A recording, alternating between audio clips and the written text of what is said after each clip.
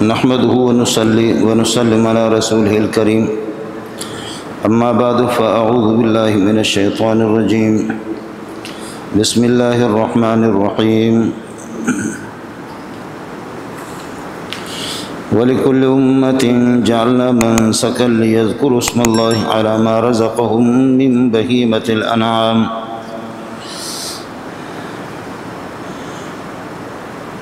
فإلهكم إله واحد فله أسلموا وبشر المخبتين الذين إذا ذكر الله وجلت قلوبهم والصابرين على ما أصابهم والمقيم الصلاة ومما رزقناهم ينفقون والبدن جعلناها لكم من شعائر الله لكم فيها خير فاذكروا اسم الله عليها الصواف فإذا وجبت جنوبها فكلوا منها وأطعموا القانع والمعتر كذلك سخرناها لكم لعلكم تشكرون لن ينال الله لحومها ولا دماؤها ولكن يناله التقوى منكم كذلك سخرها لكم لتكبروا الله على ما هداكم وبشر المحسنين إن الله يدافع عن الذين آمنوا إن الله لا يحب كل خوان كفور اللهم صل على محمد وعلى آل محمد كما صليت على إبراهيم وعلى آل إبراهيم إنك حميد مجيد اللهم بارك على محمد وعلى آل محمد كما باركت على إبراهيم وعلى آل إبراهيم إنك حميد مجيد ذوالحجہ کا مہینہ ہے اور تقریباً عید بھی قریب آ رہی ہے اور عید الاضحیٰ کے موقع پر مختلف احکام اور سنتیں ہیں جن کی بجا آوری امت کے ذمہ ہے اور امت کو ان پر عمل کرنا لازم بھی ہے اور ان کی ایمان کی نشانی بھی ہے۔ انہی احکام میں سے ایک حکم تو یہ کہ یہ ذوالحجہ کے ابتدائی جو 9 دن ہے اس میں آدمی اہتمام کر لے، فرض نہیں ہے، واجب نہیں ہے، لیکن مسنون ہے کہ آدمی اگر روزہ رکھ سکے بہت اچھی بات ہے، اور اگر یہ نہ کر سکے تو پھر گزارش یہ ہے کہ کل اور پرسوں 8 اور 9 تاریخ ان 2 دنوں میں تو روزہ رکھ لے، بڑی اچھی بات ہے۔ اور پھر یہ کہ اس مہینے کے احکام میں سے ذی الحجہ کے ایک قربانی کا عمل بھی ہے۔ حضرت اقدس صلی اللہ علیہ وسلم نے فرمایا ما عمل ابن آدم من عمل احب الی اللہ یوم النحر من احراق الدم، انسان کے اعمال میں ان دنوں میں خون بہانے سے، قربانی کرنے سے زیادہ اچھا عمل کوئی اور ہے ہی نہیں ہے۔ وَإِنَّ الدَّمَ لَيَقَعُ بِمَكَانٍ مِّنَ الْأَرْضِ قَبْلَ بِمَكَانٍ مِّنَ اللَّهِ قَبْلَ أَن يَقَعَ عَلَى الْأَرْضِ، جانور کا خون زمین پہ گرتا نہیں ہے، اب تک آپ نے ذبح کر کے خون زمین پہ گرا نہیں ہے کہ اللہ تعالیٰ آپ کی نیت سے خود واقف ہے اور آپ کے عمل کو اللہ جانتا ہے۔ اللہ کی رضامندی اور خوشنودی کا فیصلہ اس سے پہلے آپ کے حق میں ہو ہی جاتا ہے کہ میرے بندے نے عمل کر لیا۔ حضرت اسماعیل علیہ السلام کو ذبح کرنا مقصود نہیں تھا، صرف ایک امتحان تھا اور آزمائش تھی کہ آپ اپنے بیٹے کو ذبح کر لیں، اور ابراہیم علیہ السلام نے، نہ ابراہیم کو پتا کہ میرا بچہ چھری سے بچ جائے گا، نہ اسماعیل علیہ السلام کو پتا ہے کہ میں بھی بچ جاؤں گا، یہ صرف ایک آزمائش اور امتحان ہے، صرف ان کے ایمان، ان کا امتحان لینا تھا۔ فلما اسلما، باپ اور بیٹے دونوں نے اللہ کے حکم کے سامنے سر تسلیم خم کر لیا، وَطَلَّقُوا لِلْجَبِينِ، اور چہرے کے بل بیٹے کو گرا دیا۔ وہ بیٹا بلوچوں کے بیٹوں کی طرح کالے رنگ کا بھی نہیں ہوگا، وہ سندھیوں کی طرح بھی نہیں ہوگا، بنگالی بروی بھی نہیں ہوگا، وہ پٹھان بھی نہیں، وہ محمد رسول اللہ کا ابا ہے۔ وہ بیٹا جا کر کے آگے اسی کے نسل میں سے محمد رسول اللہ پیدا ہوا۔ اس کے حسن و جمال کا اندازہ کیا کرے کہ کیا ہوگا۔ وہ نبی ہے، نبی زادہ بھی ہے۔ نہ ابا کو پتہ ہے کہ یہ صرف اس حد تک میری آزمائش ہے کہ میں اپنے بچے کے ہاتھ پاؤں باندھ کر کے اس کو لٹا دوں گا اور اس کی آنکھیں باندھوں گا اور اس کے گلے پر چھری رکھوں گا، بس صرف امتحان اس حد تک ہے، اور فوراً میرے لیے فیصلہ ہو جائے گا کہ چلو جنت کا فیصلہ آپ کے لیے ہو گیا۔ آپ ابو الانبیاء ہے، انبیاء آپ ہی کی نسل میں سے آئیں گے۔ یہ ابراہیم علیہ السلام کو اس کا علم نہیں ہے، ان کو تو 100% یقین ہے کہ بیٹے کو مجھے ذبح کرنا ہے جب اللہ کا حکم ہے۔ اور بیٹا بھی عجیب ہے، بیٹا اب تک بالغ نہیں ہے، بیٹے سے کہا جا رہا ہے یا کہ بیٹا انی ارا فی المنام انی اذبحک، میں نے خواب میں دیکھا ہے، لیکن نبی کا خواب مولوی کے خواب کی طرح نہیں ہوتا، پیر صاحب کے خواب کی طرح نہیں ہوتا۔ ہمارے پیر ماشاءاللہ خواب جو دیکھتے ہیں الہام بھی ان کو ہوتا ہے، اللہ کے فضل سے وہ سارا جھوٹ ہی نکلتا ہے۔ کراچی کے اور پنجاب کے پیر تو ایسے ہی تو ہوں گے، اور کیا ہوں گے۔ میرا جن پیروں سے واسطہ پڑا ہے اوئے اوئے اوئے اللہ کی پناہ، جھوٹ بھی بولتے ہیں اور جھوٹ بول کر کے اس کو ثواب بھی سمجھتے ہیں، خوش دلی کے ساتھ دبا کر کے جھوٹ۔ مجھے الہام ہو گیا، تیری شکل الہام کی ہے۔ ہمارے حضرات کو الہام بھی ہوتا ہے، بہت الہام۔ نبی کا جو خواب ہوتا ہے وہ قطعی ہوتا ہے، وہ 100% یقینی ہوتا ہے۔ یا بنی انی ارا فی المنام، بیٹا میں خواب میں دیکھ رہا ہوں، انی اذبحک، کہ میں آپ کو ذبح کر رہا ہوں۔ فانظر ماذا ترى، غور کر لو آپ کی رائے کیا رہے، دیکھ لو آپ کی رائے کیا ہے۔ ہم میں سے اور آپ میں سے کوئی اپنے بچوں سے کہہ دے کہ بیٹا مولوی صاحب نے بتایا، جبریل نے آ کر کے بتایا آپ کو ذبح کرنا ہے، انشاءاللہ بیٹا تو پہلے جوتا ابا کے منہ پہ رسید کرے گا، سمجھدار ہوگا، جوتا رسید کرے گا کہ کیا دشمنی آپ کو مجھ سے۔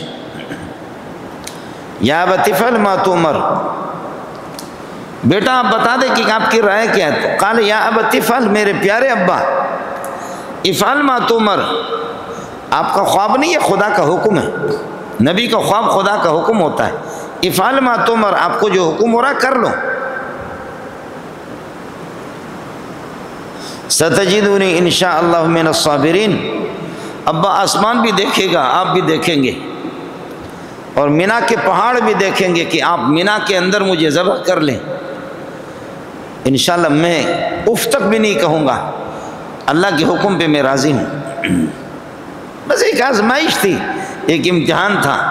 آسمان بھی دیکھ رہا تھا، فرشتے بھی دیکھ رہے تھے، زمین بھی دیکھ رہی تھی۔ مینا کی زمین جس کو ابھی کہا میرے نبی نے مینا منحر کلھا، مینا میں آپ جائیں گے وہ مینا پورا کا پورا، فرمایا کہ اس میں جہاں بھی قربانی کرو کرو۔ مینا کی زمین بھی دیکھ رہی تھی، آپ نے ہاتھ بھی باندھ دیے، پاؤں باندھے، اور آنکھوں پر پٹی بھی باندھی، چہرے کے بالوں کو گرا دیا۔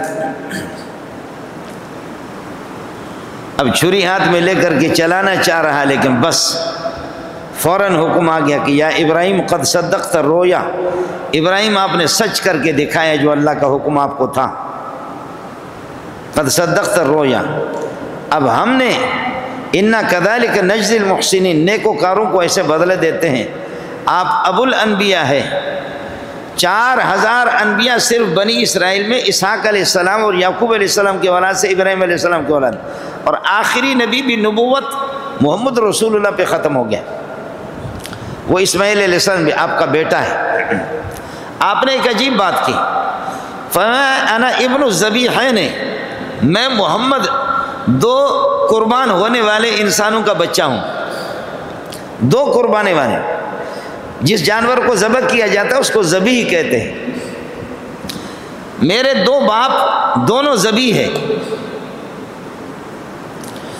پیچھے جا کر کے میری نسل، میرا نسب وہ حضرت اسماعیل علیہ السلام سے ملتا ہے. اسماعیل بھی ذبیح ہے. اس کو میرے ابا جی نے، بڑے ابا نے، ابراہیم علیہ السلام نے لٹایا اور لٹا کر کے چھری چلائی، اور اسماعیل علیہ السلام کو خود اللہ کی طرف سے لقب مل گیا ذبیح اللہ. لا الہ اسماعیل، لا الہ الا اللہ اسماعیل ذبیح اللہ، لا الہ الا اللہ محمد رسول اللہ، لا الہ الا اللہ آدم صفی اللہ، لا الہ الا اللہ ابراہیم خلیل اللہ.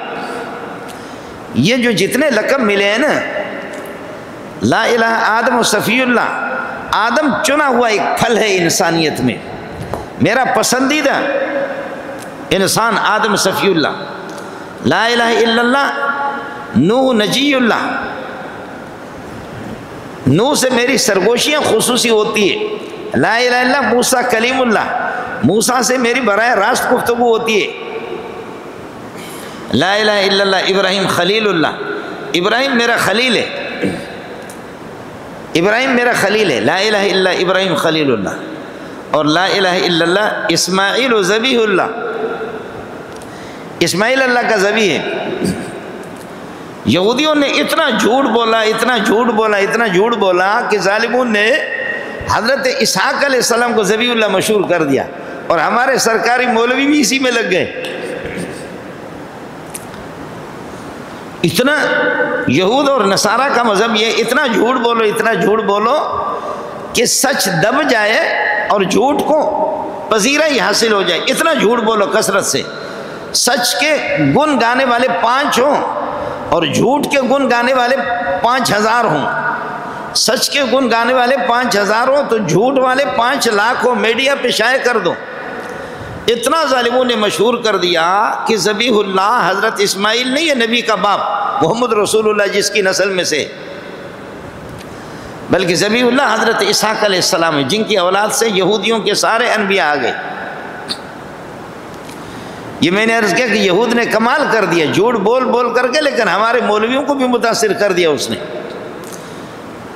اتنی کتابیں انہوں نے لکھی، اتنا جھوٹ بولا تھوک کے حساب سے، ہمارے مولوی نے بھی اس کو لے لی. میرے نبی نے فرمایا کہ میں 2 ذبیحین کا بیٹا ہوں. میرا ابا اسماعیل، بڑے ابا ابراہیم علیہ السلام نے اس کو لٹایا، خدا کے حکم پہ ذبح کرنا چاہا لیکن وہ ذبح نہیں ہوا. اللہ کے حکم سے چھری کند پڑ گئی، چھری ناکام ہو گئی. اللہ کا حکم تھا چھری چل نہ سکی. اللہ نے میرے ابا اسماعیل علیہ السلام کو ذبیح اللہ کا لقب دے دیا، وہ ذبیح اللہ. اور دوسرا عرب کے ہاں رواج تھا، عرب کے ہاں رواج تھا اگر کسی کے 10 بچے ہو جائیں، 11 بچے ہو جائیں تو ایک بیٹے کو بتوں کے نام پہ وہ قربان کرے گا. تو میرا ابا عبداللہ کو میرے دادا نے، عبد المطلب نے، اس نے بھی لٹایا میرے ابا کو، ذبح کرنا چاہا لیکن خدا نے میرے ابا کو بھی بچایا.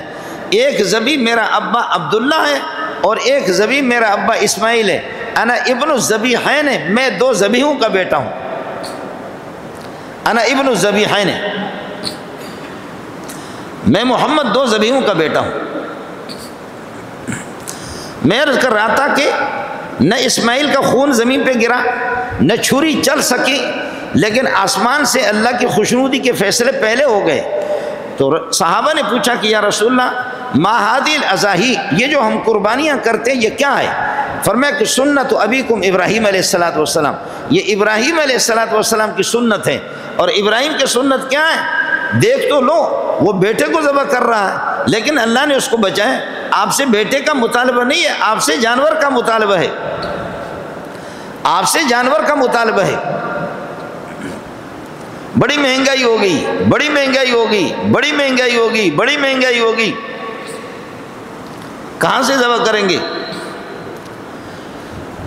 وہ ٹھیلے والا غریب کیلا بیچتا ہے، ٹھیلے والا کیلا بیچتا ہے، چیکو بیچتا ہے، اور روزانہ اپنی کمائی میں سے 100 روپے نکال کر کے ایک مٹکے میں ڈالتا ہے.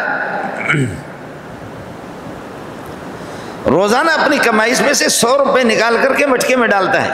مہینے کو اس کے ہوں گے 3000، 10 مہینے کو ہوں گے 30,000، اور سال کے اس کے بنتے 36,000. واہ واہ پٹھان واہ. وہ ظالم کا بچہ پابندی کے ساتھ ریڑھی چلاتا ہے، ریڑھی پہ میں نے عرض کیا کہ ٹھیلے پہ کوئی پکوڑا بیچتا ہے اور کوئی اللہ آپ کا بھلا کرے کیلا بیچتا ہے، اس کے لیے بچت کیا ہے؟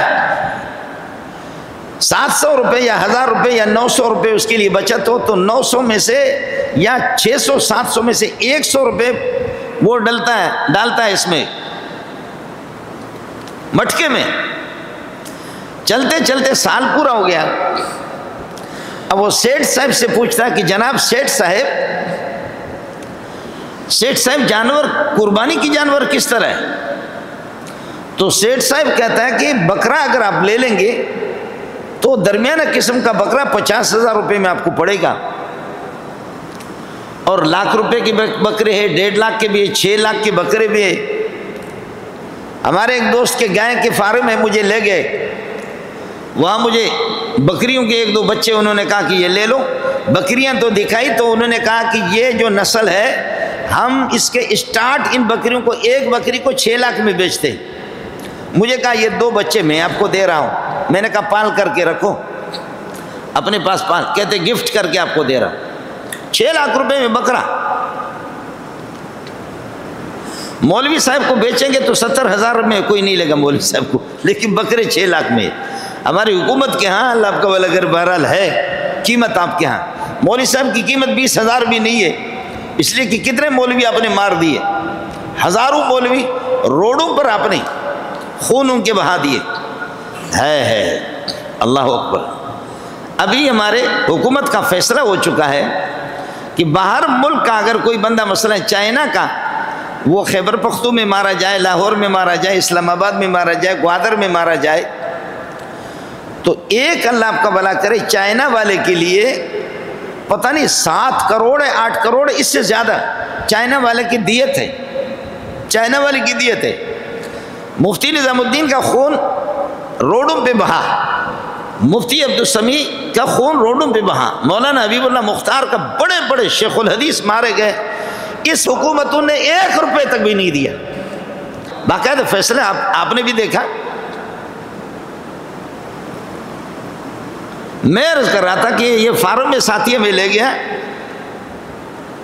تو اس نے گائے ہمیں دکھا دی تو کہنے لگے یہ ایک گائے اسٹارٹ ہمارے ہاں سے یہ 60 لاکھ کی اس کی قیمت ہے، گائے دکھا دی 60 لاکھ، اور کہا اسٹارٹ ادنا درجہ گائے 60 لاکھ کا ہے اور اعلیٰ درجہ 2 کروڑ تک ہے، وہ گائے سارے ہمیں اس نے دکھا دی۔ تو نام اور نمود کے لیے ریاکاری کے لیے آپ 2 کروڑ والی بھی گائے خرید سکتے ہیں کہ محلے والے سارے جمع ہو جائیں، اس جانور کو آپ اپنے مکان کے آپ اپنی گلی میں باندھے، اس کی تصویریں بھی بنائیں گے، وہ سب کچھ ہوگا، لوگ جمع ہو جائیں۔ حاجی کون کر رہا ہے؟ یہ سیٹھ صاحب کتنے کے لایا، کہاں سے لایا؟ ارے 2 کروڑ میں لایا، 1.5 کروڑ میں لایا، 2.25 کروڑ میں لایا۔ ہاں تو ایک تو یہ ہے، اور ایک یہ ہے کہ سنت کی ادائیگی ہے اپنے سنت۔ تو میں عرض کر رہا ہوں کہ پٹھان صاحب غریب وہ کیا کر رہا ہے، سیٹھ سے پوچھتا ہے کہ یار چھوٹے جانور مہنگے، گائے میں آدمی حصہ لے لے تو کتنا حصہ ہے؟ کہتے بابا 30,000 روپے 25,000 روپے بھی گائے میں آدمی حصہ لے سکتا ہے، 25,000 میں بھی لے سکتا ہے، 30,000 میں بھی درمیانے قسم کی گائے، اچھی قسم کی گائے آئے گی اور وہ 30,000 تک بھی آپ حصہ لے سکتے ہیں۔ پٹھان کہتے ہیں کہ شکر ہے الحمدللہ، اللہ تیرا کرم ہے، میرے پھر 6,000 روپے میرے بچ جائیں گے۔ سیٹھ صاحب حیران ہو گیا کہ یہ کیا کہہ رہا ہے یہ پٹھان، سیٹھ صاحب حیران ہے کہ پٹھان کیا کہہ رہا اور کس اسٹیشن سے بول رہا۔ کہا کہ یار کیوں، اللہ اللہ سننے کی بات ہے۔ پٹھان کہتا ہے کہ میں یہ جو ٹھیلا ہے اس پر کیلا بیچتا ہوں اور چیکو بیچتا ہوں اور دیگر فروٹ بیچتا ہوں، کبھی نقصان ہوتا ہے کبھی فائدہ ہوتا ہے، لیکن روزانہ اپنی کمائی میں سے 100 روپے الگ کرتا ہوں، اور سال کے میرے 10 مہینے کے میرے 30,000 بنیں گے، سال کے میرے 35-36,000 12 مہینے کے بنتے ہیں۔ تو آپ بتا رہے کہ بڑے جانور میں، مناسب جانور میں 30,000 میں بھی آدمی حصہ لے سکتا ہے، اس کا مطلب یہ ہے کہ میرے پاس تو 36,000 ہے، میرے 6,000 پھر بھی بچ گئے، شکر ہے ربا۔ اور وہ جو سیٹھ جو اسے فروٹ خرید رہا ہے، آم خرید رہا ہے، چیکو خرید رہا ہے، اور وہ اللہ آپ کا بھلا کرے 4-5 کلو اس نے شاپر میں خریدا ہے، اپنی بیوی بچوں کے لیے لے جا رہا ہے، تو سیٹھ ماتم کر رہا ہے کہ اس دفعہ تو مجھے قربانی کرنے کا پکا ارادہ میرا تھا کہ نہیں کروں گا، میرے پاس پیسہ نہیں ہے، روزانہ 6-6 کلو فروٹ خرید کر کے بچوں کے لیے لے جا سکتا ہوں، بیوی کی شاپر پہ ہزاروں روپے خرچہ کر سکتا ہوں۔ ارے ٹھیلے والا پٹھان ہوا جو تو نے روزانہ 100 روپے بچا کر کے، کہتے سال میں میرے 36,000 روپے اسی سے تیار ہو جاتے ہیں، 30,000 میں میں گائے میں حصہ لے لوں گا، 6,000 روپے پھر بھی۔ تو سیٹھ ماتم کرنا شروع کر دیا۔ خدا کے حکم پر جن کو عمل کرنا ہوتا ہے وہ اسی طریقے پر عمل کرتے ہیں۔ یعنی میرے لیے اور آپ کے لیے عبرت کا سبق ہے، عبرت کا سبق ہے کہ روزانہ وہ 100 روپے بچت، اور اس میں کہتا ہے کہ شکر ہے میرے رب نے مجھ پہ کرم کر دیا کہ 30,000 روپے بھی میں حصہ تو لے سکتا ہوں۔ اور سیٹھ صاحب سر پکڑ کر کے حیران ہے، کہتا ہے کہ میں تو روزانہ 6-7 کلو صرف فروٹ خریدتا ہوں بچوں کے لیے، باقی نخرے الگ ہے، بیوی کے شاپر کے الگ ہے، بچوں کے الگ ہے، سرخی پاؤڈر الگ ہے، سینڈل کا مسئلہ الگ ہے وہ۔ لیکن سیٹھ کہتا ہے کہ میرے پاس پیسے نہیں ہے، یہ سارے خرافات کے لیے اس کے پاس پیسے ہے، اور اس ٹھیلے والے کے پاس اللہ آپ کا بھلا کری ہے کہ اس کو اللہ نے توفیق دے دی۔ اس لیے اس بات کو طے کر لیں، آپ 2 کروڑ والے جانور نہ لیں، اس بات کو طے کر لیں کہ آپ 60 لاکھ والے بھی نہ لیں، ایک جانور ہو جو بالکل لاغر اور دبلا نہ ہو، آپ بھی سمجھتے ہیں کہ صحیح جانور ہے، تو اگر بکرا آپ نہیں لے سکتے، بکری نہیں لے سکتے، اور اللہ آپ کا اور دمبا نہیں لے سکتے، تو گائے کے اندر، گائے بھی درمیانہ قسم کا ہو، اس میں آپ حصہ لے سکتے ہیں۔ لیکن دل ناخواہدرا بہانہ بسیار، جن کو عمل کرنا نہیں ہے وہ تو بہانہ بناتے ہیں نا، جن کو کرنا ہی نہیں ہے وہ تو اللہ آپ کا بھلا کرے بہانہ بناتے ہیں۔ دیکھا گیا کہ بخدا جن کے بڑے بڑے بنگلے، جن کی بڑی بڑی گاڑیاں ہیں، کبھی خدا ان کو بھی توفیق نہیں دیتا، اللہ ان کو توفیق نہیں دیتا قربانی کی، اور جن سے اللہ راضی ہے، خدا چاہتا ہے، وہ غریب قسم کا ہے، یعنی وہ اتنا مالدار نہیں ہے، مشکل سے نصاب کے مالک ہیں، لیکن بڑی خوشی کے ساتھ، فراخ دلی کے ساتھ وہ قربانی کرتا ہے۔ اب آپ سن لیں اس بات کو، من وجد ساعة لأن يضحي فلم يضحي فلا يقربن مصلانا وفی روایت فلا يحضر مصلانا۔ جس آدمی کے پاس مالی گنجائش ہے، ہر بندہ جانتا ہے، مفتی کے باپ کو بھی طاقت نہیں، تو مفتی کے ساتھ گول مول کر کے سارا ادھر کرتا ہے، جی میں قرض دار ہوں۔ قرضے آپ کے 2 قسم کے ہیں، ایک قرضے آپ نے کارخانے پر کارخانہ لگانا، کارخانے پر کارخانہ، پراپرٹی پہ پراپرٹی، ان قرضوں کے منہا کرنے کی شریعت آپ کو اجازت نہیں دے گی۔ قرض دار تو پھر اللہ آپ کا بھلا کرے کیا ہے، قرض دار تو شہباز شریف سب سے زیادہ قرض دار ہے، قرض دار تو زرداری سب سے زیادہ قرض دار ہے، قرض دار میں ملک ریاض قرضوں کے اندر ڈوبا ہوا ہے۔ اس قسم کی قرضوں کو منہا کرنے کی شریعت اجازت نہیں دیتی۔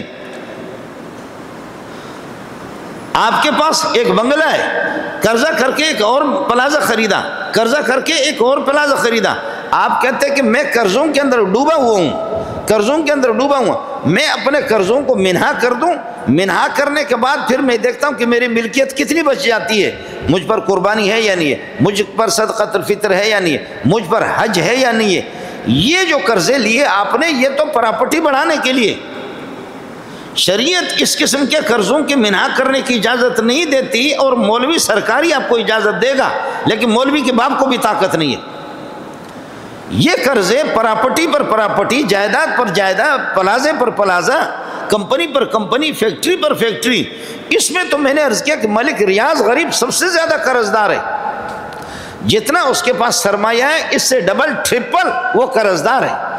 زرداری کے پاس جتنا سرمایہ ہے اس سے ڈبل ٹرپل وہ، اور حضرت درود شریف، شہباز شریف، وہ بھی اسی طرح ہے۔ اس قسم کے قرضوں کو منہا کرنے کی اجازت نہیں ہوگی۔ قرضے وہ جو آپ نے اپنے مکان، ضروری مکان کے لیے لی ہے، قرضے وہ جو قرضے آپ نے بچوں کے خرچے کے لیے لیا، جائز خرچے کے لیے، اس کو منہا کرنے کی شریعت اجازت دیتی ہے۔ اس لیے اگر 1.5 لاکھ کی ملکیت آپ کے پاس پیسے کی شکل میں موجود ہے، یا سونے کی شکل میں موجود ہے، یا چاندی کی شکل میں موجود ہے، یا سونا اور چاندی دونوں ملا کر کے، یا پیسہ اور چاندی دونوں ملا کر کے 1.5 لاکھ تک ان کی قیمت بنتی ہے، یا سونا اور اللہ آپ کا بھلا کریے کہ پیسہ دونوں کو ملا کر کے 1.5 لاکھ تک پہنچتی ہے، یا کچھ سونا، کچھ چاندی اور کچھ اللہ آپ کا بھلا کرے پیسہ اور کچھ مال تجارت، ان کو ملا کر کے 1.5 لاکھ تک اگر آپ کے نصاب پہنچ جاتا ہے، آپ پر قربانی لازم ہے۔ اور اگر قربانی نہیں کریں گے تو میں حدیث آپ کو سنا دیتا ہوں، من وجد ساعۃ لأن یضحی، جو آدمی جس کے پاس گنجائش ہو وہ قربانی کر سکتا ہے، فلم یضحی، اور وہ قربانی کرتا نہیں ہے، فلا یقربن مصلانا، وہ ہماری عیدگاہ میں نہ آ جائے، وہ ہندوؤں کی عیدگاہ میں چلے جائے، ہندوؤں کے پاس جا کر کے، وہ عیسائیوں کے پاس چلا جائے، وہ یہودیوں کے پاس چلا جائے، ہمارے مسلمانوں کے، میری امت محمدیہ کی عیدگاہ میں نہ آ جائے۔ اور جس کو محمد اپنی عیدگاہ میں آنے کی اجازت نہ دے، آ جائے، وہ مولوی منظور کے پیچھے نماز پڑھے، وہ مولانا تقی صاحب کے پیچھے نماز پڑھے، وہ کسی بڑے تبلیغی کے پیچھے پڑھے، ہوگا اس سے کیا فرق پڑے گا؟ ہوگا اس میں، وہ تو پھٹکار ہے خدا کی اس پر۔ یہ نہیں ہوگا کہ مولوی اللہ کو تبلیغیوں کے اس نے، مولوی خورشید نے اس کو نماز پڑھا دی تو ٹھیک ہے کام ہو گیا، یا مولوی منظور نے نماز پڑھا دی تو اس کا، آخر اس وعید کا کیا کرے گا؟ جب محمد اس کو عیدگاہ سے منع کر رہا ہے وہ کیوں آتا ہے پھر؟ نہ آ جائے نا وہ۔ یہ اخبار جنگ نہیں سنا رہا ہوں آپ کو، حدیث رسول سنا رہا ہوں، یہ اخبار جنگ نہیں ہے جی، یہ جیو ٹیلی ویژن کی خبریں نہیں ہیں۔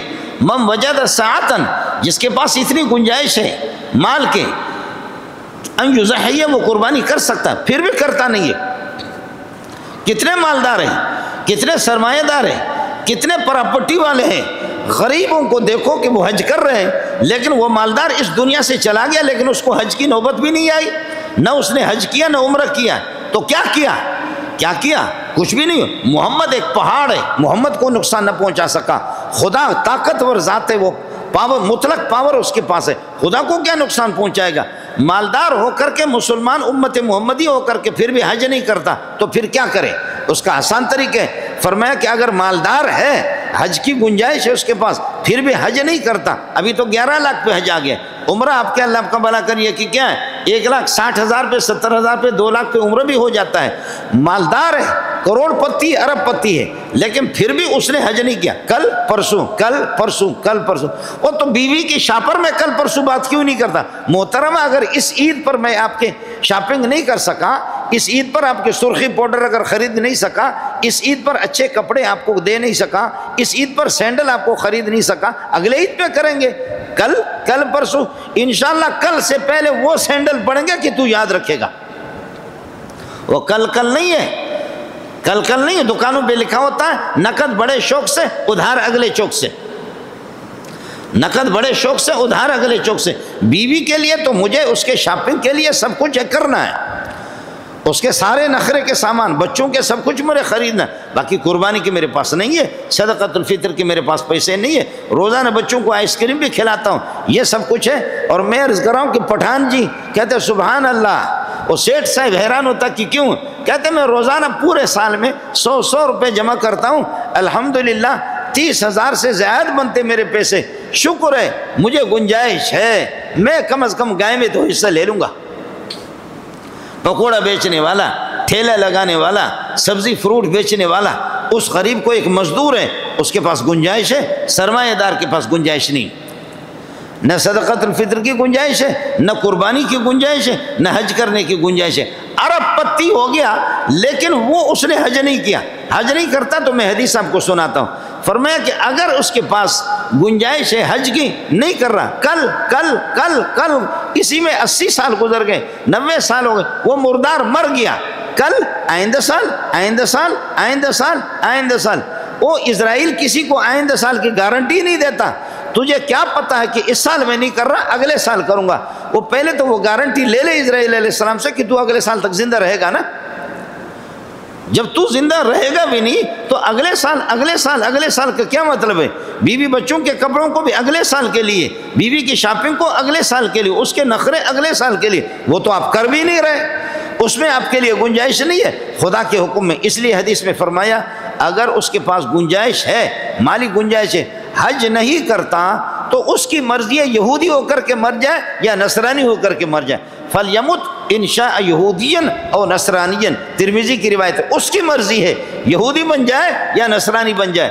میرے حج سے جو مسلمانوں کے لیے انبیاء کا جو طریقہ ہے اور ایک فریضہ ہے، حج سے نفرت تو یہودیوں کو ہے، حج سے نفرت تو عیسائیوں کو ہے. باقی ایک آدمی مالدار ہو کر کے میری امت میں وہ پسو پیش کر کے حج نہیں کرتا، وہ یہودی ہو کر کے مر جائے یا عیسائی، اس لیے کہ وہ مجھ سے قریب نہیں ہے. اگر مجھ سے قریب ہوتا تو حج کر لیتا. وہ تو یہودیوں سے قریب ہے. جیسے یہودیوں کو حج سے نفرت ہے، عیسائیوں کو حج سے نفرت ہے، اسی طرح اس کو بھی نفرت ہے. عجیب بات ہے، ہمارے بعض سادہ لوگ قسم کے مسلمان وہ کہتے ہیں کہ یہ جانور، کراچی میں 4 کروڑ کی آبادی ہے، 4 کروڑ میں کم از کم 1 کروڑ جانور تو ذبح ہو ہی جاتے ہیں. نہیں ہوتے، 80-90 لاکھ جانور تو ذبح ہو رہے ہیں. یہ جانوروں کے ساتھ ظلم ہے. یہ ظلم ہندو مجھے بتاتا ہے، یہ ظلم میں یہودی مجھے کہتا کہ آپ کے گلی کوچوں کے اندر کروڑوں کی تعداد میں پورے پاکستان میں، ہندوستان میں، بنگلہ دیش میں، برما میں 52 اسلامی ممالک تو خاک رہ گئے، سارے کے سارے اللہ آپ کا بھلا کرے. منافقت کا سلسلہ چل رہا، لیکن 52 اسلامی ممالک آپ کے مسلمانوں کے، ان میں کروڑوں اربوں جانور کٹتے. یہ جانوروں پر ظلم ہے، یہ جانوروں پر ظلم ہے. عجیب ظلم ہے. 30 سال آپ سپر طاقت ہو کر کے، روس سپر طاقت اور امریکہ سپر طاقت، 30 سال تک آپ نے خوبصورت افغانیوں کا خون بہایا، پٹھانوں کا خون بہایا، بلوچوں کا خون بہایا، سندھیوں کا خون آپ نے بہایا. خوبصورت ایسے پھولوں جیسے بچے تمہارے ماں باپ کو پورے امریکہ کو ان کے جوتیوں پہ قربان کریں، ان کا خون آپ نے بہایا. ادھر تو آپ کو ترس نہیں آیا، ادھر شفقت نہیں آئی. ادھر یہودیوں کو ترس نہیں آیا، ادھر شفقت نہیں آ گئی. ہم نے دیکھا ہے باہر ملک میں جا کر کے، بخدا باہر ملک میں جا کر کے دیکھا ہے سانپ کو ٹوکرے کے اندر اٹھایا ہوا، سانپ کو ٹوکری میں، گھروں میں سانپ پال کر کے رکھا ہے. میں نے خود دیکھا ہے گھروں میں سانپ پال کر کے رکھا ہے. بلیاں اٹھا کر کے، بلیوں کا احترام ہے، کتوں کا احترام ہے. یہ کتوں کا احترام اور بلیوں کا احترام کرنے والے، یہ خنزیروں کا احترام کرنے والے، یہ خنزیر کی اولاد، یہ ان کو ایک انسانیت سے نفرت ہے. اگر اتنا جانوروں پر آپ کو ترس آ رہا ہے تو لاکھوں افغانیوں کا خون آپ نے بہا دیا. فلسطین کے اندر آپ خون بہا رہے، پوری دنیا کو آپ نے خون میں لت پت کر دیا. انسان کا ترس اس کو اتنا نہیں آ رہا. آج اس کو گائے کے لیے ترس آ رہا، اس کے دل میں شفقت ہے. آج اونٹ کو جو ذبح کیا جا رہا ہے اس میں اس کے لیے شفقت ہے. اور آج اللہ کا بھلا کرے یہ اتنے رحم دل بن گئے کہ محمد رسول اللہ صلی اللہ علیہ وسلم اور حضرت علی دونوں نے حج کے موقع پر 100 اونٹ قربان کیے. حج کے موقع پر 60 سے زائد 63 اونٹوں کو محمد رسول اللہ نے خود خنجر لے کر کے، یہ ہوگا کہ آپ اونٹ کے ایک پاؤں کو باندھیں گے، آپ کی مرضی ہے دائیں پاؤں کو باندھے یا بائیں پاؤں کو باندھے. اونٹ کو کھڑا کر کے اس کے بعد پھر یہ کہ یہ اس کی لمبی سی گردن ہوتی ہے، گردن کے درمیان میں خنجر آپ گھومپیں گے، پھر خون فوارے کی طرح بہتا ہوگا، خون بہ بہ کر کے اونٹ پھر یہ کہ گر جاتا ہے. تو اب یہ ان اونٹوں پر ان کو ترس آ رہا ہے، گائے پر ان کو ترس آ رہا ہے، بکریوں پہ ترس آ رہا ہے، دمبوں پر ان کو ترس آ رہا ہے، لیکن انسانیت پر ان کو کوئی ترس نہیں ہے. میں عرض کر رہا ہوں یہ اتنے رحم دل بن گئے کہ محمد رسول اللہ اور علی، صرف دو بندوں نے، حضرت علی اور پیارے صلی اللہ علیہ وسلم نے 100 اونٹ قربان کیے. باقی صحابہ ابو بکر الگ، عمر الگ، عثمان الگ، علی الگ. 100 اونٹ میں سے 63 آپ نے خود قربان کیے. لیکن اونٹ بھی اتنے سمجھدار تھے، اونٹوں کو قربانی کرنے والا محمد تھا صلی اللہ علیہ وسلم. اونٹ اتنے سمجھدار تھے، وہ گورے کی طرح بے عقل نہیں تھے، وہ پٹھان اور بلوچ کی طرح بے عقل نہیں تھے. وہ اونٹ بھی دیکھ رہے تھے کہ مولوی منظور ہمیں ذبح نہیں کر رہا، وہ اونٹ بھی دیکھ رہے تھے کہ ہم کس کی چھری کے سامنے، محمد کی چھری کے سامنے. حدیث کے الفاظ آپ کو سناتا ہوں. ابو داؤد کے الفاظ یہ ہے کہ اونٹ خود بخود ایک دوسرے کو دھکا دیتے. بِأَيَّتِهِ يَزْدَلِفْنَ إِلَيْهِ بِأَيَّتِهِنَّ يَبْدُو. ہر اونٹ خود حصہ لے رہا ہے کہ تو ادھر ہٹ جا، مجھے محمد پہلے قربان کر دے. اللہ اکبر. یہ حدیث کے الفاظ ہیں، یہ جیو ٹیلی ویژن کی خبریں نہیں ہیں، یہ اخبار جنگ کی خبریں نہیں ہیں، یزدلفن الیہ، وہ اونٹ خود بخود قریب ہو رہے محمد کے کہ محمد ہمیں پاؤں میں باندھنے کی ضرورت نہیں ہے، ہم خود قربان ہیں۔ 63 اونٹ آپ صلی اللہ علیہ وسلم نے خود اپنے دستے مبارک سے قربان کی ہیں۔ یزدلفن الیہ، آپ کے قریب اونٹ جا رہے ہیں، بِأَيَّتِهِنَّ يَبْدَؤُ، کہ آپ کس کو قربان کریں گے پہلے، ہر اونٹ کہتا ہے 63 آپ نے قربان کیے، باقی کو اللہ آپ کا بھلا کرے۔ حضرت علی رضی اللہ تعالیٰ عنہ نے، حضرت علی رضی اللہ عنہ، باقی یہ کہ 37 بچتے ہیں، کتنے بچتے ہیں، حضرت علی نے ان کو قربان کیا، نبی نے 63 کو قربان کر دیا، اشارہ کر دیا میں محمد اس دنیا سے 63 سال کے اندر چلا جاؤں گا،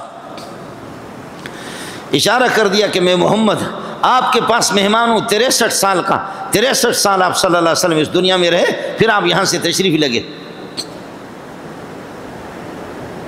قربانی کا طریقہ سب کے ہاں رہا ہے، سب کے ہاں، یہودیوں کے ہاں ہے، ان کے تورات کے اندر، تورات میرے پاس ہے، میں تورات کا مطالعہ کرتا ہوں، انجیل عیسائیوں کا میرے پاس ہے، میں پڑھتا ہوں، انجیل میں بھی قربانی ہے اور تورات کے اندر بھی قربانی ہے، اور دیگروں، اب ہندوؤں کے ہاں گائیں ان کی ممتا ہے، گائے ان کی ممتا ہے، اس کی قربانی نہ کرو، لیکن بھیڑ بکریوں کے گوشت تو وہ بھی کھاتے ہیں، تو بھیڑ بکریوں کے ان کی بھی تو جان ہے، ان کی بھی تو روح ہے، ادھر تو تمہاری خدا ترسی اور ادھر تمہاری شفقتیں، ادھر تمہاری رحم دلی کہاں جاتی ہے؟ آخر جانور کے گوشت ہندو بھی تو کھاتے ہیں، اگر ممتا تمہاری گائے ہے، گائے تمہارے معبود ہیں، گائے پر آپ کو ترس ہے تو دوسرے بھی تو جان رکھتے ہیں، دوسروں کی بھی تو روح ہے، دوسروں کی بھی اولاد ہے، ان کو کیوں آپ کاٹتے؟ عیسائیوں کے ہاں بھی ہے، اونٹ اگر انہوں نے، یہودیوں نے اونٹ کو اگر اپنے اوپر حرام قرار دی ہے، اونٹ کو وہ نہیں کھاتے، اونٹ ان کے اوپر، یہودیوں کے اوپر حرام ہے، انہوں نے خود ساختہ اپنے اوپر حرام کر دیا۔ اونٹ اگر حرام ہے، باقی جانوروں کے گوشت تو کھاتے، چلو خنزیر اگر کھاتے ہو، خنزیر کی اولاد، تو وہ خنزیر بھی تو جان رکھتا ہے، وہ بھی تو روح رکھتا ہے، اس کو تم کیسے کھاتے ہو، اس کو کیسے ذبح کرتے ہو، اس کو کیسے مشینوں میں ڈال دیتے ہو؟ قربانی سب میں رہی ہے، اس لیے قرآن کہتے ہیں وَلِكُلِّ أُمَّةٍ جَعَلْنَا مَنسَكًا لِيَذْكُرُوا اسْمَ اللَّهِ عَلَيْهِ لِيَذْكُرُوا اسْمَ اللَّهِ عَلَى مَا رَزَقَهُم مِّن بَهِيمَةِ الْأَنْعَامِ، یہود ہو، نصارہ ہو، مسلمان ہو، سب کے لیے قربانی ہم نے سب پر لازم قرار دی ہے۔ صرف اتنا ہوتا تھا، خدا کا شکر ادا کرو، صرف اتنا ہوتا تھا، وہ یہ لوگ قربانی کرتے، مشرکین مکہ بھی قربانی کرتے تھے، صرف یہ ہوتا تھا کہ یہ لوگ قربانی کرتے اور قربانی کو رکھتے زمین پر رکھتے، خود بخود آسمان سے ایک آگ آ جاتی تھی، سفید قسم کی آگ ہوتی تھی، وہ آگ آ کر کے اس قربانی کے گوشت کو اٹھا کر کے لے جاتی یا اس کو جلا دیتی، ختم کر دیتی، یہ اس بات کی نشانی ہوتی تھی کہ قربانی قبول ہو گئی، اور اگر آگ نہیں آتی تو پھر یہ بندہ ریاکار ہے، جانور اس کا حرام کا ہے، پھر یہ کہ وہ قربانی قبول نہیں ہے۔ اللہ نؤمن لرسول حتی یأتینا بقربان تأکلہ النار، ہم محمد پر ایمان نہیں لائیں گے جب تک محمد ایسی قربانی ہمیں دکھا دے۔ ہمارے یہودیوں کے قربانی میں یہ ہوتا تھا کہ ہمارے نبی، ہم قربانی کرتے تھے، جان اوپر سے آگ آ جاتی تھی، ایسا کر کے دکھاؤ اے مسلمانوں، ایسا کر کے دکھاؤ۔ اللہ نؤمن لرسول حتی یأتینا بقربان تأکلہ النار۔ مال غنیمت میں بھی اسی طرح ہوتا تھا، جب جنگیں ہوتی تھیں، جیسے حضرت موسیٰ علیہ السلام کے زمانے میں، اس میں یہ ہو گیا، دیگر انبیاء کے جنگیں جب ہوتی تھی، مال غنیمت جب ملتا تھا، مال غنیمت کو وہ نہیں کھا سکتے تھے، مال غنیمت، کافروں کا مال اگر ہاتھ آ گیا اس کی اجازت ان کو نہیں تھے۔ میرے نبی نے فرمایا کہ وَأُحِلَّتْ لِيَ الْغَنَائِمُ، میرے لیے غنیمتیں بھی حلال ہیں میری امت کے لیے، اور وہ قربانی کا گوشت وہ خود نہیں کھا سکتے تھے۔ بیت اللہ کے دائیں بائیں جانور ذبح کر کے اس کا خون بیت اللہ کے دیواروں پہ لگاتے تھے، بیت اللہ کی دیواروں پہ خون لگا، خود گوشت نہیں کھاتے تھے، لیکن فرمایا کہ آپ کے لیے تو مزہ ہے کہ آپ دبا کر کے کھاؤ۔ امت محمدیہ پر کتنا اللہ نے بڑا احسان کر دیا، قربانی آپ کی، جانور آپ کا، ذبح آپ کریں، گوشت آپ کھائیں، اپنے بچوں کو بھی کھلائیں، اپنے رشتہ داروں کو بھی کھلائیں، فقیروں کو کھلائیں، مسکینوں کو کھلائیں، ثواب بھی، فائدہ بھی آپ کا، ثواب بھی آپ کو ملے۔ وَلِكُلِّ أُمَّةٍ جَعَلْنَا مَنسَكًا لِيَذْكُرُوا اسْمَ اللَّهِ عَلَى مَا رَزَقَهُم مِّن بَهِيمَةِ الْأَنْعَامِ، پالتو قسم کے جانور، ان پر آپ اللہ کا نام پڑھیں گے اور بسم اللہ پڑھ کر کے یہ ہے کہ آپ ان کو ذبح کریں گے۔ فَكُلُوا مِنْهَا عَلَى مَا رَزَقَهُم مِّن بَهِيمَةِ الْأَنْعَامِ فَإِلَٰهُكُمْ إِلَٰهٌ وَاحِدٌ۔ یہودیوں کا الہ وہی اللہ ہے، عیسائیوں کا الہ وہی اللہ ہے۔ جب آپ کو حکم نہیں تھا کہ آپ جانور کا گوشت نہیں کھا سکتے، میں امت محمدیہ کو حکم دیتا ہوں کہ قربانی آپ کی قربانی کر کے دبا کر کے کھاؤ۔ فَإِلَٰهُكُمْ إِلَٰهٌ وَاحِدٌ، ایک ہی اللہ ہے، آپ کے لیے حکم الگ تھا، اب حکم ان کے لیے امت محمدیہ کے لیے الگ ہے۔ فَلَهُ أَسْلِمُوا وَبَشِّرِ الْمُخْبِتِينَ، اللہ کے حکم کو مان لو، سر تسلیم خم کر لو۔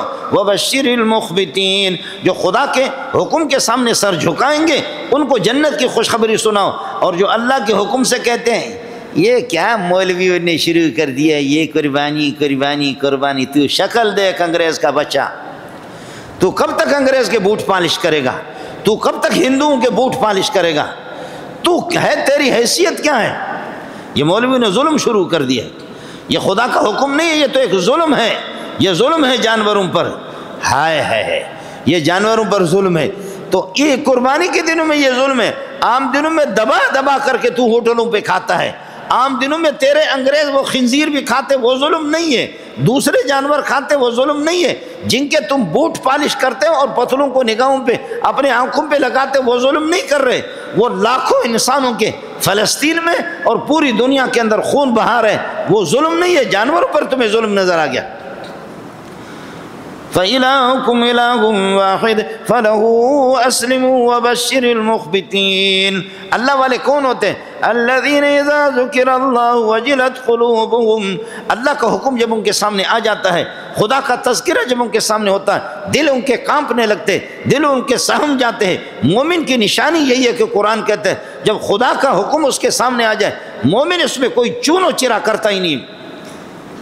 الذين إذا ذكر الله وجلت قلوبهم والصابرين على ما أصابهم، باقی لوگوں پر ملامت کرے، لوگوں کو طعنہ دے دیں، لوگوں پر الزام لگائیں، اسلامی احکام پر عمل کرتے ہوئے لوگوں کو اذیتیں دے دیں، یہ صبر کرتے، کوئی پرواہ نہیں ہے، کچھ بھی نہیں ہوگا۔ والصابرين على ما أصابهم والصابرين على ما أصابهم، لوگوں کے طعنوں کا کوئی پرواہ نہیں۔ ادھر لوگ کھانا کھا رہے ہیں، ادھر حضرت حذیفہ بھی کھانا کھا رہا ہے، نبی کا شاگرد وہ کھانا کھا رہا ہے، ایک لقمہ ہاتھ سے گر گیا، ایک لقمہ ہاتھ سے گر گیا، اس کو اٹھا کر کے صاف کر کے کھایا۔ دوسرے صحابی نے اشارہ کر دیا، ارے یار یہ بڑے بڑے لوگ کیا کہیں گے؟ بڑے لوگ کہیں گے کہ بابا یہ ایسے بھوکے لوگ ہیں، محمد کے لوگ، انہوں نے روٹی نہیں دیکھا۔ ارے ایک لقمہ اگر ہاتھ سے گر گیا جانے دو، دوسرا لقمہ کھاؤ، آپ اس کو اٹھا کر کے آپ اس کو صاف کر کے کھا رہے ہیں۔ حضرت حذیفہ ہنس ہنس کر کے کہنے لگے، اترک سنت حبیبی لہؤلاء السفہاء، کیا ان بے غیرتوں کے، بے وقوفوں کی، سرداروں کے، وڈیروں کی وجہ سے نبی کی سنت کو جائے جہنم میں؟ مجھے کوئی پرواہ نہیں ہے، میرے نبی کی سنت یہی ہے۔ واہ واہ، اترک سنت حبیبی، میں نبی کی سنت کو ترک کروں گا، لہؤلاء السفہاء، یہ بے وقوف ہے، بے وقوف ہے، بے وقوف ہے، بے وقوف ہے، بے وقوف ہے۔ عقل مند ہے جی، بڑے عقل مند ہے۔ ابھی آپ کے پاکستان کا بجٹ منظور ہو گیا، اس میں آدھا سے زیادہ سود میں چلا گیا، جو کیا مدنی آدھا سے زیادہ، خدا کی قسم سود میں چلا گیا۔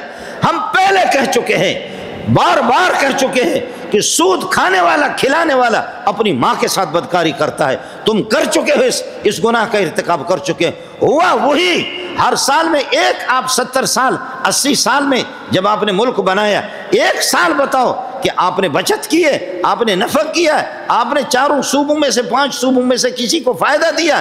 اپنے لٹیرے، اپنے حرام خوروں کو تم نے کر۔ جو اپنی ماں کے ساتھ بدکاری کرتا ہے، محمد کی بد دعا اس کو ہے، وہ بچت کرے گا، وہ ملک کو ترقی دے دے گا۔ کر کر کر، آپ کے کل پرسوں کے ہمارے سامنے ہیں، آپ کے بھی سامنے ان کے بجٹ آدھے سے زیادہ سود کے اندر چلا گیا، آدھے سے زیادہ سود میں چلا گیا۔ کیا سود والا تو اللہ کے ساتھ، سود والا اللہ کے ساتھ کشتی لڑتا ہے۔ فَإِن لَمْ تَفْعَلُوا فَأَذَنُوا بِحَرْبٍ مِّنَ اللَّهِ وَرَسُولِهِ، اگر سود سے باز نہیں آؤ گے تو پھر اللہ سے کشتی لڑو، میں اللہ آپ سے جنگ لڑوں گا۔ کون ہے ماں کا لال خدا کو ہرا دے؟ کون ہے جو خدا کو شکست دے دے؟ کون ہے کہ جو خدا سے جیت چکا ہے؟ کون ہے کہ جو خدا کے ناراض کر کے کامیاب ہو چکا ہے؟ کون ہے جو خدا کو ناراض کر کے ملک چلا سکا ہے؟ کون ہے کہ وہ ملک کامیاب ہوگا؟ کون ہے اس ملک کی اس ملک کی پبلک کہاں کامیاب ہوگی جب خدا سے ٹکر لے لے؟ اور آپ سے یہی عرض کر رہا ہوں، خدا کے بعض چیلنجز اس قسم کے چیلنج ہوتے ہیں کہ ان کو قبول کرنا میرے اور آپ کی بس کی بات نہیں ہے، ہم کشتی والے بھی نہیں ہے۔ اس لیے جیسے بتائے سود خور وہ اللہ سے کشتی لڑے، اور اللہ کو کوئی بچھاڑ نہیں سکا آج تک، خود بچھڑ گئے، خود ہلاک ہو گئے، میدان سے صفحہ ہستی سے مٹ گئے، لیکن کچھ نہیں۔ اس لیے میرے نبی فرماتے ہیں کہ اگر قربانی کی گنجائش آپ کے پاس ہے، من وجد ساعة لأن يضحي، قربانی کر سکتا ہے، فلم یضحی، پھر بھی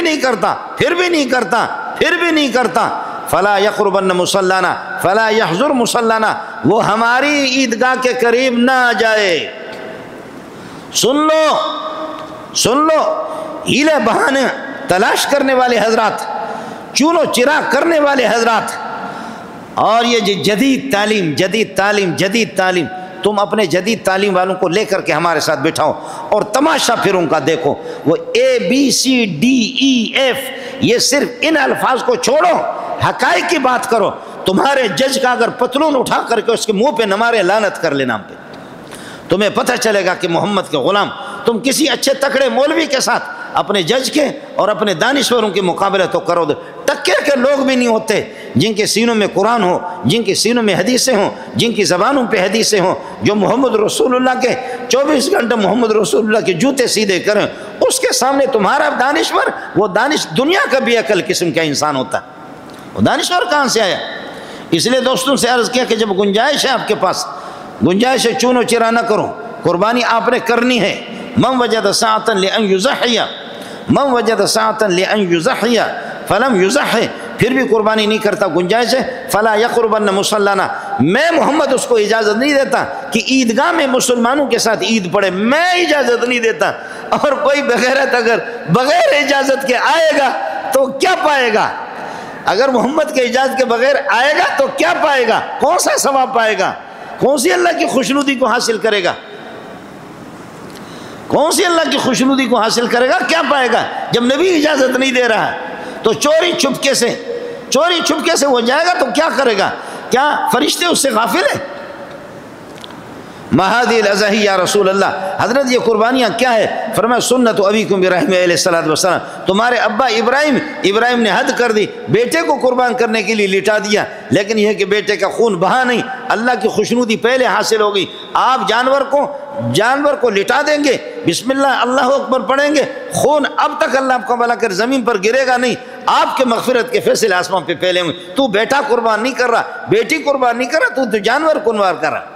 فما لنا فیہا یا رسول اللہ، اور دبا کر کے گوشت خود کھاؤ، لن ینال اللہ لحومها ولا دماؤها، نہ ان کا گوشت اللہ کو ضرورت ہے نہ ان کے خون کی ضرورت ہے، ولکن ینالہ التقوی منکم، تمہاری پرہیزگاری اور تمہارا تقوی، تمہاری طہارت، تمہارے اخلاص اور تمہاری نیک نیتی اور تمہارا عمل، کہ تیرے اندر دم کتنا ہے، تو خدا کے ساتھ کتنا وفادار ہے، اللہ کی بات کو کہاں تک، بات صرف آپ کی امتحان ہے، صرف امتحان ہے، آپ کے امتحان مقصود ہیں کیا؟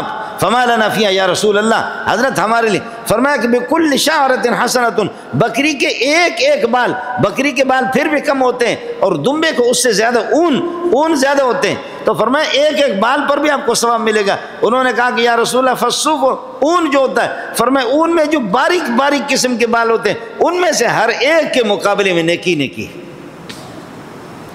اس لیے ساتھی عید کے دن کوشش کر لیں، پہلے دنوں میں اگر نہ ہو، دوسرے دن میں، تیسرے دن میں، یہ جانور والے مجبور ہوتے ہیں، پہلے تو اتنی قیمتیں بھی لگا لیتے ہیں کہ آسمانوں سے وہ بات کریں، اب آخری دنوں میں وہ کسی نے سندھ سے لایا ہے اور کسی نے اللہ کو تھر پارکر سے لایا ہے، کسی نے بلوچستان سے جانور، سبی سے، ڈھاڈر سے اٹھا کر کے لایا، آخری دن میں وہ بھی دیکھتے نہیں ہے، آخر اب اس جانور کو واپس کہاں لے جائیں گے، سبی کہاں لے جانے، اس کو ڈھاڈر بھاولپور اس کو کہاں لے جانا، اس لیے پھر دماغوں کا ٹھکانے پہ آ جاتا ہے، وہ ذرا یہ ہے کہ قیمت سستی کر لیتے ہیں، اس طریقہ پر بھی آپ کر سکتے ہیں، اور یہ ہے کہ بڑے جانور، درمیانے قسم کا، مناسب قسم کے جانور، اس میں آپ حصہ لے لیں، اور آپ کی قربانی، شوہر کے پاس نصاب موجود ہے، اس کی قربانی خود اس پر ہے، بیوی کی نہیں ہے، بیوی کے زیورات ہے، بیوی کے پاس پیسے ہیں، اس کی قربانی خود اس پر لازم